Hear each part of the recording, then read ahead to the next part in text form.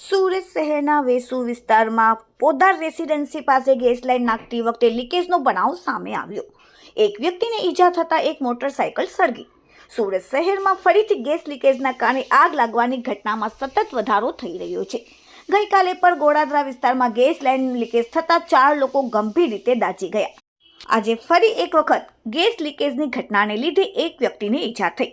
Gas line repairing દરમિયાન ઘટના બની। સુરતના વેસુ વિસ્તારમાં પોદાર રેસિડેન્સી પાસે ગેસ લાઇનની ફરિયાદ હોવાથી કંપનીના માણસો દ્વારા સ્થળ પર આવીને કામગીરી કરી રહ્યા હતા। ગેસ કંપનીને ફરિયાદ મળી હતી કે ગેસ ખૂબ જ ધીમો આવે છે, જેથી રિપેરિંગની કામગીરી સોસાયટી પાસે કરવામાં આવી રહી હતી। રિપેરિંગ દરમિયાન એકાએક સ્પાર્ક થતાં આગ લાગી। કંપનીના માણસો દ્વારા કામગીરી દરમિયાન જ ઘટના બનતા દોડધામ મચી હતી।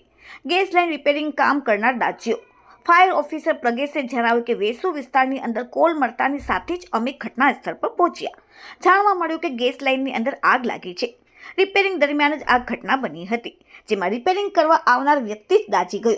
તેના કારણે તેને તાત્કાલિક સારવાર માટે હોસ્પિટલમાં ખસેડવામાં આવ્યો, જ્યાં આગળ આગ લાગી હતી તેની આસપાસ વાહનો પાર્ક કરેલા હતા, જે પૈકી એક મોટરસાયકલ બળીને ખાખ થઈ ગયું।